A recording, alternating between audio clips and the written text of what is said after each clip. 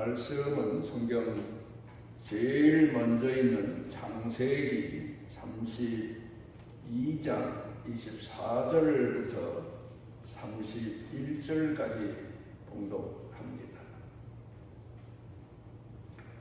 야곱은 홀로 남았더니 어떤 사람이 날이 새도록 야곱과 씨름하다가 자기가 야곱을 이기지 못함을 보고 그가 야곱의 허벅지 관절을 치니 야곱의 허벅지 관절이 그 사람과 씨름할 때 어긋났더라. 그가 이르되 날이 새려하니 나로 가게 하라. 야곱이 이르되 당신이 내게 축복하지 아니하면 가게 하지 아니하겠나이다. 그 사람이 그에게 이르되 내 이름이 무엇이냐? 그가 이르되 야곱이니이다. 그가 이르되 내 이름을 다시는 야곱이라 부를 것이 아니요 이스라엘이라 부를 것이니 이는 내가 하나님과 및 사람들과 겨루어 이겼음이니라. 야곱이 청하여 이르되 당신의 이름을 알려주소서. 그 사람이 이르되 어찌하여 내 이름을 묻느냐 하고 거기서 야곱에게 축복한지라. 그러므로 야곱이 그곳 이름을 분이엘이라 하였으니 그가 이르기를 내가 하나님과 대면하여 보았으나 내 생명이 보존되었다 함이더라. 그가 분이엘을 지날 때 해가 돋았고 그의 허벅다리로 말미암아 절었더라.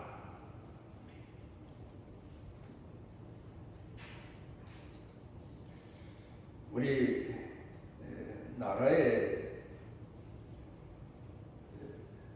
사는 사람들의 그 지역 분포를 보게 되면 예전에는 70% 내지 80%가 농촌, 어촌 출신이었다. 이제 그렇게 말합니다.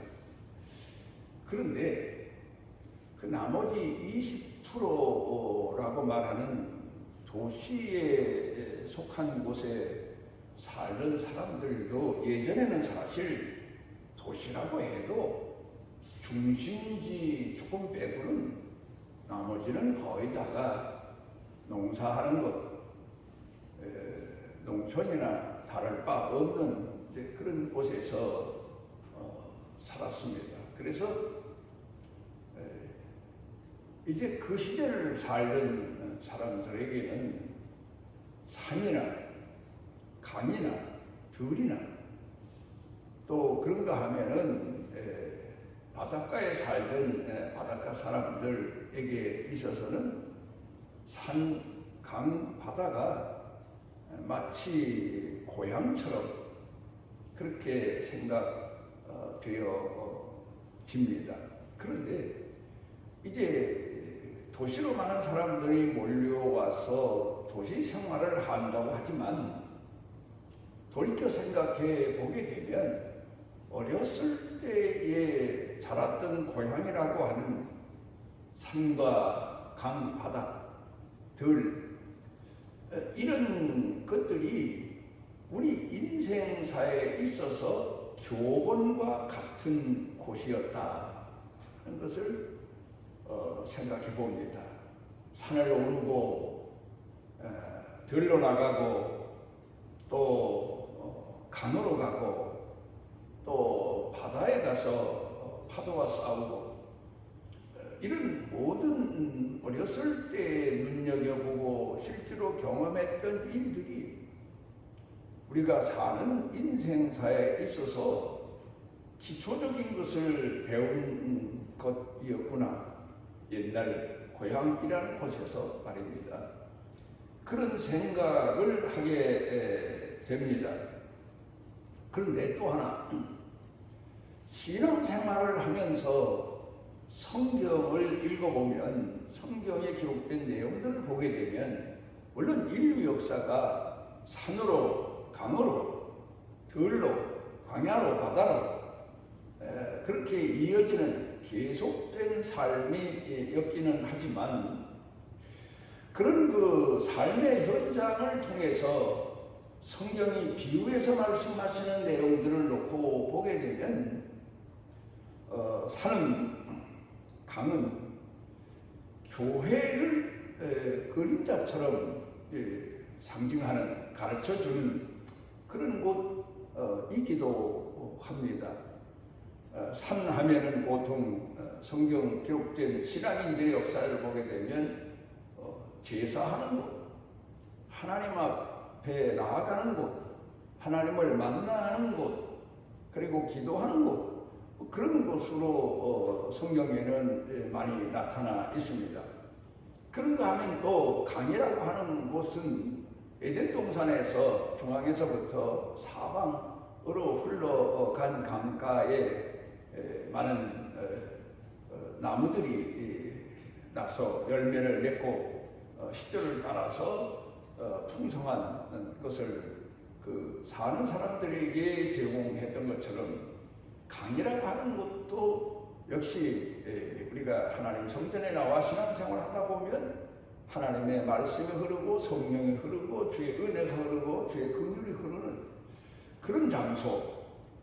어렸을 때 강가에 나가서 뛰놀며 미역을 감는다고 하는 목욕하는 그런 일들을 돌이켜 생각해 보면 교회라고 하는 곳은 하나님 앞에 나와서 그 자녀들이 마음껏 그 어디 억압을 받지 않고 강물에 뛰어들어서 헤엄도 치고 목욕하고 자기 몸도 씻고 하는 것처럼 하나님 은혜 안에 나와서 하나님의 긍휼하신 은혜 속에서 찬양하고 감사하고 회개하고 죄사함 받고 은혜 받고 그런 곳임을 우리가 생각해 보면 보다 더 우리가 오늘 교회 생활을 통해서 신앙생활을 통해서 하나님께서 우리를 얼마나 사랑하시고 얼마나 귀히 여기시고 우리에게 베푸시는 은혜가 무엇인가를 더 깊이 헤아려 알 수 있게 됩니다.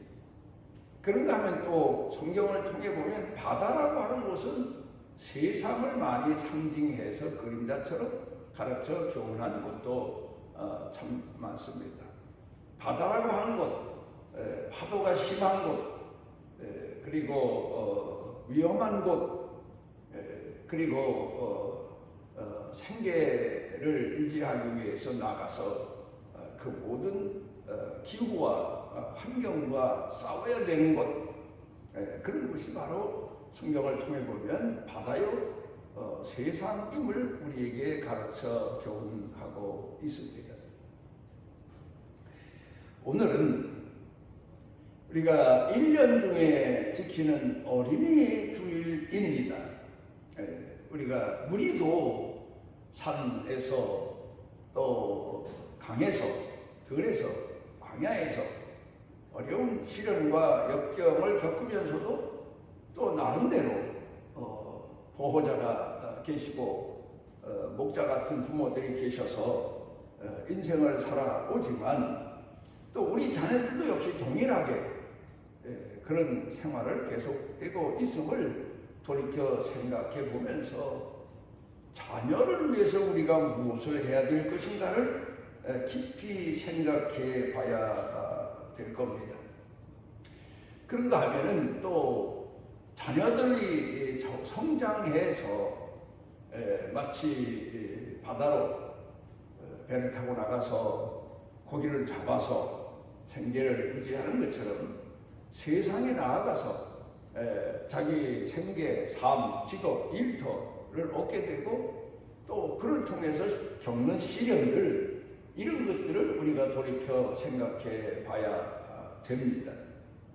그런데 여기서 우리가 중요한 것은 바로 그런 생활을 하기 위해서 연단 과정이 필요하고 적응력이 필요하고 시련의 과정이 필요하고 또 그리고 그러면서 우리가 거기서 신앙인으로서의 삶의 자세를 더더욱 다잡는 그런 생각을 하면서 우리가 자녀들을 위해서 어떻게 무엇을 기도해야 될 것인가 하는 것을 한번 돌이켜 생각해 보려고 합니다.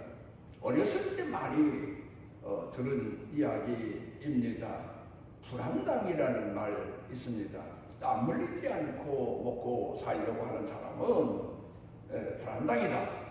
그러니까 도둑이나 다를 바 없다. 강도나 다를 바 없다. 뭐 그런 이야기를 어른들이 많이 하셨습니다. 또 그런 거 하면은 어렸을 때 학교 가서 배운 교과서에도 그런 내용이 오래도록 기억에 남습니다. 오늘 일을 내일로 미루지 말라. 우리 민족은 그 어떤 민족보다 부지런한 민족, 오늘 일을 오늘 다 해내는 민족, 어쩌면 내일 해야 될 일도 오늘 당겨서 일을 해놓는 그런 특수한 민족으로 조상들이 살아왔고 자녀들을 그렇게 가르쳐주고 성장시켜 왔습니다. 그래서 우리가 돌이켜 생각해 보게 되면 세상 삶의 모든 일이 나 자신의 헌신과 희생이 없이는 결코 열매도 없고 결과도 없다는 사실을 우리가 어렸을 때부터 부모들로부터 교훈을 받아서 성장해 왔기 때문에 오늘 헌신과 희생을 마다하지 않고 우리 삶에 있어서 생활전선에 나아가서 마치 병사가 전쟁터에 나가 자기 모든 것을 다 내놓고 전쟁에 임하는 것처럼 우리 자신의 삶을 생계 그러니까 또 생활전선에 나가서 우리가 헌신하는 그런 모습을 자녀들에게 보이기도 하고 자녀들에게 가르쳐 주기도 합니다. 그리고 자녀들은 돌아봅니다. 그리고 우리가 경험한 바를 자녀들도 경험하기를 바라는 면이 있는가 하면 우리가 경험하지 못한 바를 자녀들이 경험할 때에 우리가 당황스러울 때도 있습니다. 또 그런가 하면 우리가 자녀들만은 나는 경험했지만 이런 일을 경험하지 말았으면 하는 그런 바람이 있지만 그게 어디 그렇게 바람대로 되는 건 아닙니다. 예수님께서 제자들과 함께 갈릴리 바다 큰 호수인데 바다라고 성경은 말하고 있고 바다나 다를 바 없는 그런 환경이어서 대풍도 불고 풍랑도 일고 배도 뒤집히고 그런 곳을 예수님이 제자들과 함께 지나가시는데 예수님께서 잠시 잠깐 피곤하셔서 배에서 주무시는데 풍랑이 일어났습니다. 그때 제자들이 아우성이 나서 예수님을 깨우고 우리가 죽게 된 것을 돌아보지 아니하십니까? 했던 사건을 기억해 보게 되면 우리가 잠시 잠깐 자녀들을 잊은 것도 아니고 자녀들을 방치한 것도 아니고 자녀들을 버린 것도 아니지만 잠시 잠깐 삶에 우리가 집중하다 보면 자녀들 삶에 여러 가지 사건들이 일어나서 당황스러워하고 하나님 앞에 매달려 기도할 때가 참 많은 것을 우리가 살면서 생각해 보게 됩니다. 여러분은 지금까지 자녀들을 얻기 위해서 얼마나 기도하셨고 또 그 모든 자녀들을 키우기 위해서 얼마나 기도하셨고 또 그런가 하면 그 자녀들을 독립시켜서 잘 살아가도록 얼마나 기도를 하셨습니까? 오늘 성경 본문에서 주시는 교훈의 의미를 돌이켜놓고 보게 되면 우리가 하나님 앞에 정말 전적으로 내 자신의 삶을 맡기고 하나님께서 이끄시는 길로 나아가기 위해 기도해야 되는 것처럼 우리 자녀들을 위해서도 쉬지 않고 끊임없이 하나님 앞에 맡기고 기도하며 하나님이 선한 길로 이끌어 인도해 주시기를 간청해야 된다는 사실을 오늘 성경 말씀의 배경을 통해서 돌이켜 생각해 보게 됩니다. 외신 보도에 기록된 이야기입니다. 그 제목이 참 재미있습니다. 남자는 이 암에 걸린 여자를 살렸고 또 그 여자는 어머니가 되어서 아이를 살렸다. 그런 제목, 긴 제목이지만 참 의미가 깊은 그런 내용입니다. 엘리자베스라고 하는 여자와 메스라고 하는 남자의 결혼 이야기인데, 두 사람이 2년 동안 연애 끝에 결혼을 합니다. 그런데 그 결혼이 쉬웠던 게 아닙니다. 사연이 있습니다. 여자가 남자와 연애를 하는 동안에 본인 자신이 폐암이 걸렸다는 사실을 알게 됩니다. 그래서 고민하다가 남자에게 설득을 합니다. 나는 폐암이 걸려서 병자로 살아갈 수밖에 없게 됐으니 나를 포기하십시오. 당신의 행복을 위해서 다른 건강한 사람을 만나서 결혼하고 가정을 이루고 행복하게 사십시오 하고 결혼을 여자 스스로가 남자에게 거부합니다.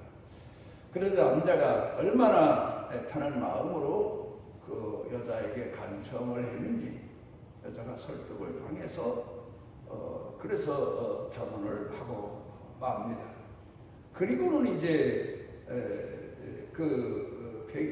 암 걸린 백열에 걸린 것, 그 병을 고치기 위해서 부단히 한 3년 동안 애를 썼는데 참 다행히 그 폐암에서 고침을 받게 된 겁니다. 그래서 결국 남자가 폐암에 걸린 여자를 사랑해서 같이 협력해서 그 병에서 건강하도록 살려냈다. 이제 그런 이야기죠. 그런데 놀랍게도 폐암이 이제 치료된 다음에 또 몇 년을 살게 되는데, 이게 또 암이라고 하는 것은 재발될 가능성이 많았던 것 같아요. 다시 또 재발이 된 겁니다.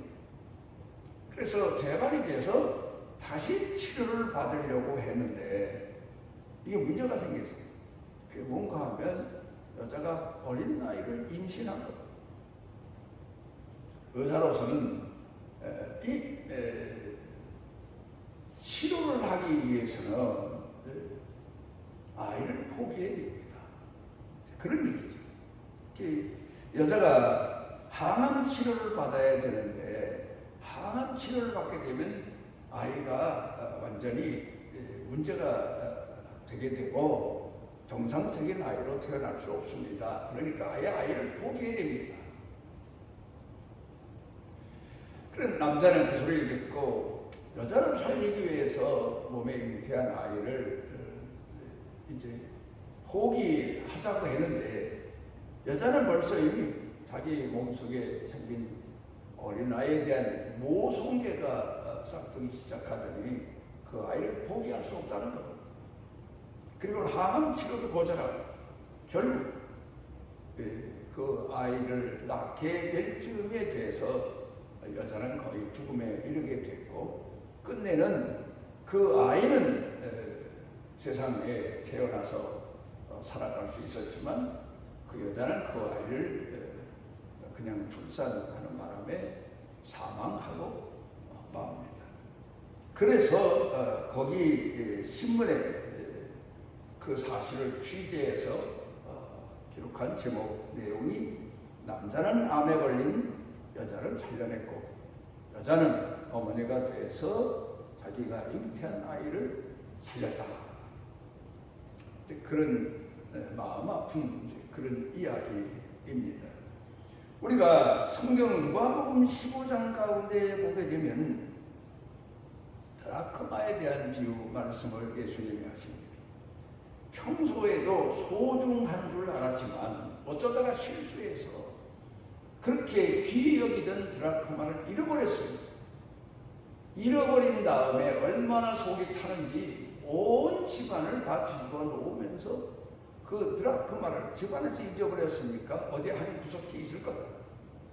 애를 쓰다가 그 드라크마를 찾았습니다. 얼마나 기쁜지 모릅니다. 사람 사는 생의 삶이 그런 것 같습니다. 평소에도 소중한 줄 알지만 잃어버리면 더 소중했던 것을 깨닫게 되고 그 잃어버린 것을 되찾았을 때의 기쁨은 이루 말할 수가 없습니다.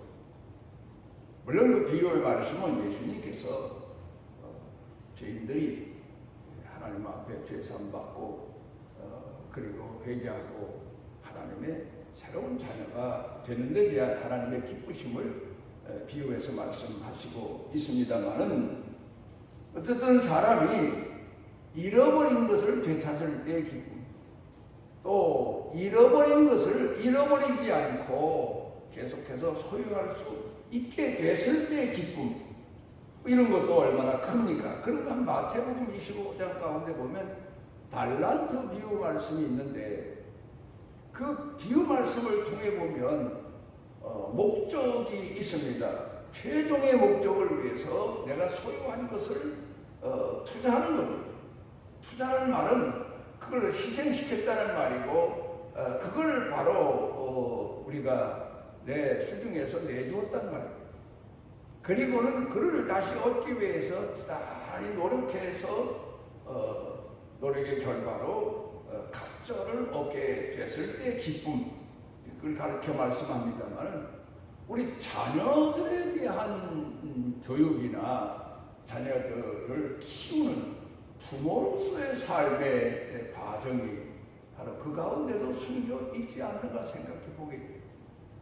우리가 신앙의 조상 아브라함의 가정으로 돌아가서 보면 자식을 얻기 위해서 얼마나 기다리고 기다리다가 결국은 지쳤는지 아니면 그게 하나님의 뜻이라고 생각이 되어졌는지 사라가 아브라함에게 부탁을 해서 자기 몸종 하가를 아브라함에게 들여보내서 결국 이스마엘을 얻게 되는데 그 일이 얼마나 자식에 대한 가정에 대한 시험거리가 되고 문제거리가 되는지 모릅니다.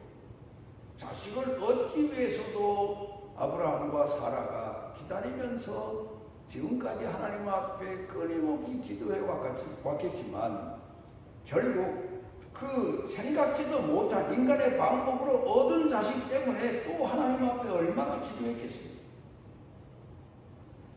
그래서 생각해보면 자식은 곧 기도의 제목이다. 그렇게 우리가 생각해 볼 수가 있겠습니다. 그런가 하면 그 다음에 이삭의 집안에 대해서 돌이켜 생각해 보면 자식을 위해서 부모들이 얼마나 심혈을 기울여서 바르게 교육하고 키워내려고 애를 씁니까? 아마도 이삭도 그랬겠지만 리브가는 이 자식들을 어떻게 키워야 될 것인가에 대해서 누구보다도 더 열정을 가지고 자식 교육에 열의와 성의를 다했던 것 같습니다. 그런데 보면 아무리 노력해도 예선은 아닌 것 같고 둘째 야곱이 그래도 신앙인으로서 하나님을 공경하는 집안의 대를 이어갈 것 같아서 야곱에게 집중하면서 사랑을 쏟아가면서 교육을 하지만 물론 에서도 교육을 하긴 하지만 자꾸 밖으로 나더라 아닙니까? 그것 때문에 얼마나 마음을 조이면서 하나님 앞에 기도했며 또 자녀 교육을 위해서 희생하고 헌신하고 나름대로 집중을 했겠습니까? 그런데 그 결과가 결국은 그 둘째 아들 야곱이 집에 머물지 못하고 집에서 도망을 나가야 되는 형에게 원한을 사서 그런 결과를 초래해버리고 말. 이제 오늘 성경 본문에 기록된 내용을 놓고 보게 되면 야곱도 역시 외삼촌 집에 가서 가정을 이루기 위해서 자기 나름대로 젊었을 때 심혈을 기울이고 마음을 쏟고 사랑을 쏟아 삽니다. 그러다가 인간의 방법도 있었고 뭐 여러 가지 자기 자신의 욕망도 있었지만 결국 결과는 네 부인에게서 얻은 열이 넘는 자식들, 그런 자식들을 얻게 됐습니다. 그리고 소유도 역시 마찬가지. 우리가 자식에 대해서만 평생 살아가면서 심혈을 기울이고 하나님 앞에 기도 제목을 삼는 게 아니라 내 생계를 위해서, 내 일터를 위해서, 내 기업을 위해서 얼마나 기도해야 됩니까? 얻기 위해서, 또 얻은 것을 지키기 위해서. 또 그런가 하면은 그 내가 얻은 것을 자녀들에게 물려주기 위해서, 또 자녀들을 위해서도 기업을 얻고 기업이 유지되어 가도록 우리가 세상 끝날까지 기도하는 기도 내용이 얼마나 많습니다. 결국 야곱은 그 외삼촌 집에 가서 20년 동안 희생하고 헌신하면서 얻은 자식들과 소유물들을 이끌고 고향으로 이제 향하여 돌아오는데 문제가 일어납니다.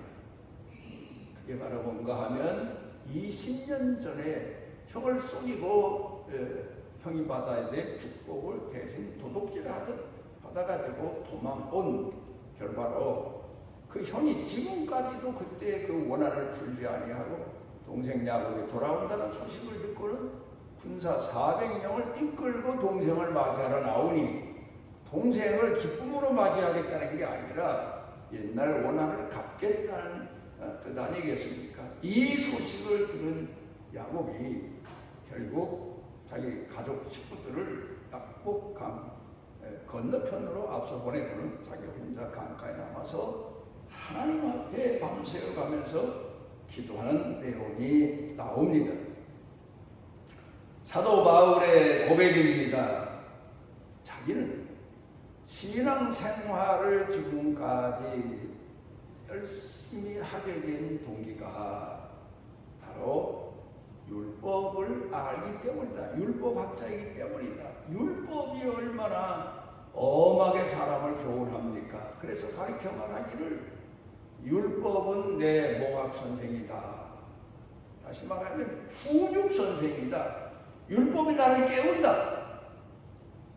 율법이 나를 책망하고 율법이 게으름을 책망하고 미련함을 깨워주고 하나님 앞에 더 나아가도록 나를 권고하고 있다. 그런 얘기를 하고 있는 것을 보게 됩니다. 그러니까 율법을 많이 아는 사도 바울로서는 율법의 엄한 경고가 결국 자기 자신을 깨우는 과정이 된다. 우리가 누가복음 15장에 나오는 탕자를 놓고 보게 되면 탕자에게 있어서 몽학 선생, 탕자를 깨우는 것이 무엇입니까? 굶주림입니다. 배고픔입니다. 요새 흔히 말하는 헝그리 정신입니다. 결국 그로 인하여서 그가 아버지를 돌이켜 생각하게 되고 아버지 앞에 돌아오게 되는 그런 교훈의 말씀을 예수님께서 가르쳐 주십니다. 다윗은 시편 119편 71절에서 고난당한 것이 내게 유익이라. 고난이, 역경이, 고통이, 아픔이 결국 나를 깨워서 하나님 앞에 더 바로 서게 하시고 하나님께 더 가까이 나아가도록 하셨다. 그렇게 고백합니다. 오늘 성경 본문으로 돌아가서 보면 에서의 칼이 결국 야곱으로 하여금 하나님 앞에 간절히 기도하게 하는 고난이요, 몽학 선생이요, 훈육 선생이요, 그리고 하나님께로 내어 모으는 막대기요. 어떻게 보면 야곱을 채찍질하는 채찍임을 우리가 생각해 볼 수 있습니다. 우리가 자녀들을 위해 기도하고 우리 일터를 위해 기도하고 내 삶을 놓고 기도한다고 하지만 어느 쯤 지나가서 보면 형식적인 기도 생활에 매일 때가 많습니다. 그런데 정말 어느 사건을 통해서 어떤 기점을 통해서 우리가 다시 깨어나게 되고 다시 하나님 앞에 부르짖고 다시 간구하게 되고 간청하게 되고 결국 그런 그 고난과 역경들, 자녀의 문제든 사업의 문제든 내 생활 터전의 문제든 그런 것들이 우리를 깨워서 하나님 앞에 기도하게 합니다. 우리는 이런 때 더더욱 야곱이 약복 강가로 나가서 하나님 앞에 자기 자신의 문제, 가족의 문제, 또 자기 생업, 일터의 문제, 소유의 문제, 무엇보다 소중한 자식들의 문제를 놓고 하나님께 기도한 것처럼 우리는 기도밖에 없다. 자식이 마음대로 됩니까? 마음대로 되는 것 같아도 아닙니다. 하나님께서 붙잡아 주시고 하나님이 가르쳐 주시고 하나님이 이끌어 주시고 하나님이 해결해 주셔야만 자식의 문제든지 내 소유의 문제든지 내 인생의 문제든지 해결될 수 있다는 사실을 오늘 성경 본문 말씀을 통하여 우리가 가슴에 새기고 그리고 하나님의 선하신 뜻이 이루어지기 위해 기도해야 돼요. 자식은 무엇과 같을까? 현 세대를 통해서 생각해 보니까 하나님이 자식 주신 것은 선물입니다. 그런데 그 선물들 자식을 하나하나 놓고 보면 우리가 흔히 쉽게 생각할 수 있는 대로 자동차들과 같다. 자동차가 도로를 달리는데 어떤 차는 작은 차, 어떤 차는 모양이 예쁜 차, 어떤 차는 힘이 좋은 차, 어떤 차는 대형차, 이런 차들이 도로를 달리는 것처럼 내가 낳은 자식이지만 내 마음대로 내가 생각한 대로 세상에 태어나서 성장하는 게 아니에요. 어떤 자식은 작은 차 같고 어떤 자식은 승용차 같고 어떤 자식은 트럭 같고 대형차 같고 그거를 내 기준에서 내가 내 마음대로 내가 소원하는 대로 키워보겠다. 좋은 소명입니다.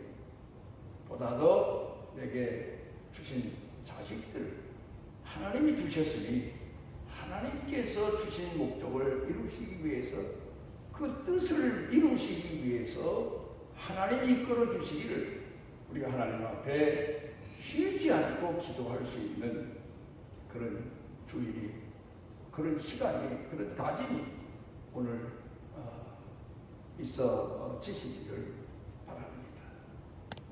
우리를 사랑하셔서 주의 자녀 삼아주시고 우리도 하나님의 자녀로 오늘을 살고 있지만 우리 자식들도 하나님의 자녀로 오늘을 살아갈 수 있도록 우리를 양육하시는 아버지 하나님, 우리가 주 앞에 간절한 마음을 가지고 기도하는 것은 하나님 앞에 선택되고 하나님께 가르침받고 훈계받고 또 연단받으며 하나님이 이끄시는 길로 나아가는 것처럼 우리 자녀들도 하나님이 선택하시고 하나님이 사용하시고 하나님이 훈련 연단시키시고 하나님의 자녀로 살아갈 수 있도록 긍휼하신 은혜와 은총을 더해 주옵시고 선한 목자이신 우리 주님께서 우리를 품에 품으신 것처럼 우리 자녀들을 품으시고 세상 끝날까지 믿음의 사람으로 사는 복을 더하여 주옵소서.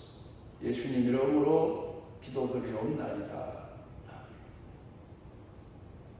여호와께서 그 날개 아래 보호를 받으러 온 내게 온전한 상 주시기를 원하노라.